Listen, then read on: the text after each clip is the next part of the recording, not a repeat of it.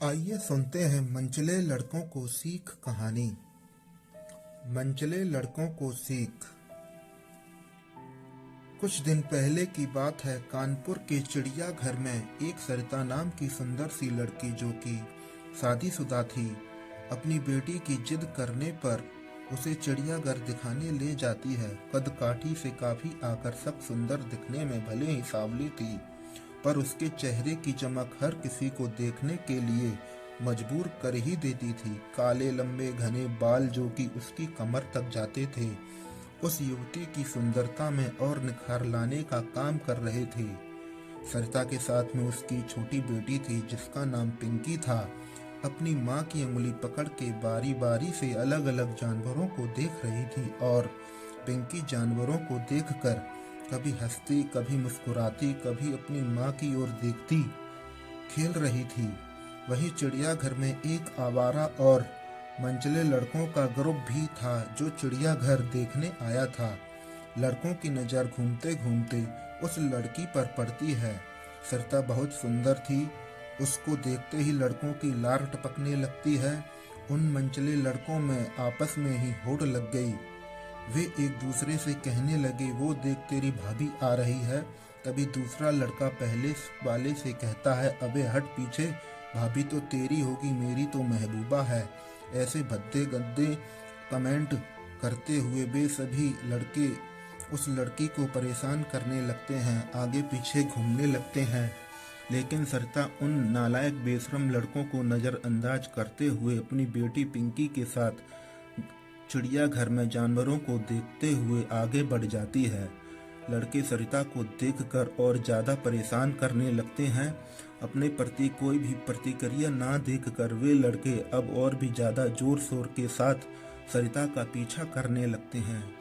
उनमें एक लड़का, जो सबसे ज्यादा जोश में था, अपने होश खो बैठा और आगे जाकर शेर के बाड़े वाले पिंजरे की छत पे बहुत तेज कूद कर बैठ जाता है। जोर जोर से चिल्लाने लगता है, तेरा ध्यान किधर है, जरा इधर तो देख। उसकी ओर कुछ इशारे भी करने लगता है। सरिता को अभी भी उसका गाना तनिक भी विचलित नहीं कर रहा था। ऐसा लग रहा था मानो उसे कोई फर्क ही नहीं कि ये क्या कर रहे हैं। वो तो बस अपनी बेटी के साथ चिड़ियाघर देखने लगी थी। मनचला लड़का सरिता का ध्यान अपनी ओर आकर्षित करने के लिए जोर से उछल कूद कर रहा था। ऐसा करते करते वो अचानक से शेर के बाड़े के अंदर गिर जाता है। अचानक से ये क्या हुआ, उसे खुद कुछ समझ नहीं आया। लेकिन जब उसे होश आया कि वो शेर के बाड़े में गिर चुका है, तो उसके पैरों तले जमीन खिसक गई।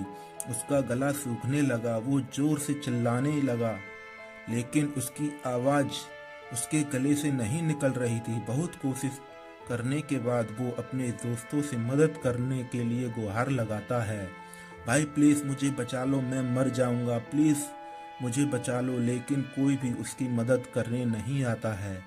दूसरी ओर जैसे ही शेर ने देखा कोई उसके बाड़े में आया है, शेर धीरे धीरे दबे पैर आगे बढ़ने लगता है। शेर के चेहरे और उसकी आंखों का खौफ देखते ही लड़कों का हाल बेहाल हो जाता है। उसे लगा अब मेरी जिंदगी समाप्त हो जाएगी, शायद मैं नहीं बच पाऊंगा, जिंदगी का आखिरी दिन होगा। शेर के पिंजरे के बाहर बहुत लोगों की भीड़ इकट्ठी हो जाती है और सब लोग उसे बाहर आने के लिए चिल्लाते हैं, लेकिन आगे बढ़ के कोई भी उसे बचाने के लिए नहीं आता है। शेर आगे बढ़ रहा था, तभी भीड़ में से आगे आते हुए सरिता ने अपनी साड़ी का एक किनारा फाड़ के बाड़े में फेंका और सरिता जोर से चिल्लाकर कहा, जल्दी से इसे पकड़ लो। सरिता ने अपनी पूरी साड़ी उतार दी और बाकी लोगों की मदद से एक छोर पकड़े रहने को कहा। दूसरे छोर को पकड़ के वो लड़का किसी तरह से अपनी जान बचाने में कामयाब हो गया। जैसे ही वो शेर के पिंजरे से बाहर कूद के आया, वहां पर मौजूद पुलिस वाले ने गुस्से में कहा, तुम्हें अपना होश भी है, तुम क्या कर रहे थे इस खूंखार शेर के पिंजरे के अंदर?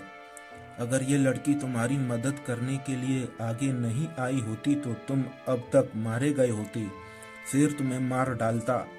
पुलिस वाले की बात सुनकर उस लड़के की नज़र अर्धनंग ब्लाउज और पेटीकोट में खड़ी लड़की की ओर जाती है। वो बहुत पछताने लगा। मन में सोचता है, ये पुलिस वाला सही तो कह रहा है, ये मेरी बहन जैसी ही तो है, बल्कि उससे भी ज्यादा है। एक बहन ही तो है जिसने अपने भाई की जान बचाने के लिए अपनी इज्जत की परवाह किए बिना अपने शरीर पर से साड़ी उतार कर मेरी जान बचाई, मेरी रक्षा की। लड़के ने हाथ जोड़े और सरिता के पैरों में गिरते हुए माफी मांगने लगा। दीदी, मुझे माफ कर दो, मुझे ऐसा नहीं करना चाहिए था। मैं अपनी मर्यादा को भूल गया था, मुझे माफ कर दो। अपनी इज्जत की परवाह किए बगैर मेरी जान बचाने के लिए अपनी साड़ी तक उतार दी।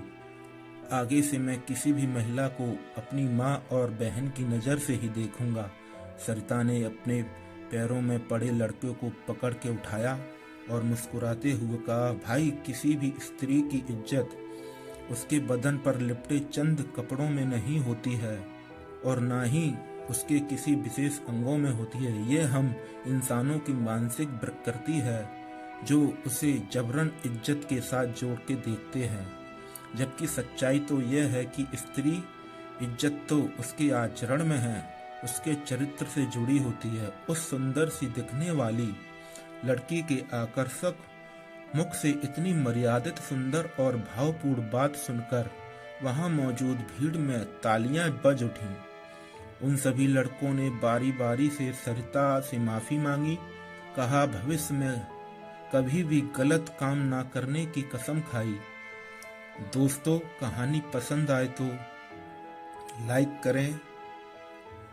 मेरे YouTube चैनल कहानियों की रेल अच्छा लगे तो सब्सक्राइब करें और ज़रूर करें। Thank you.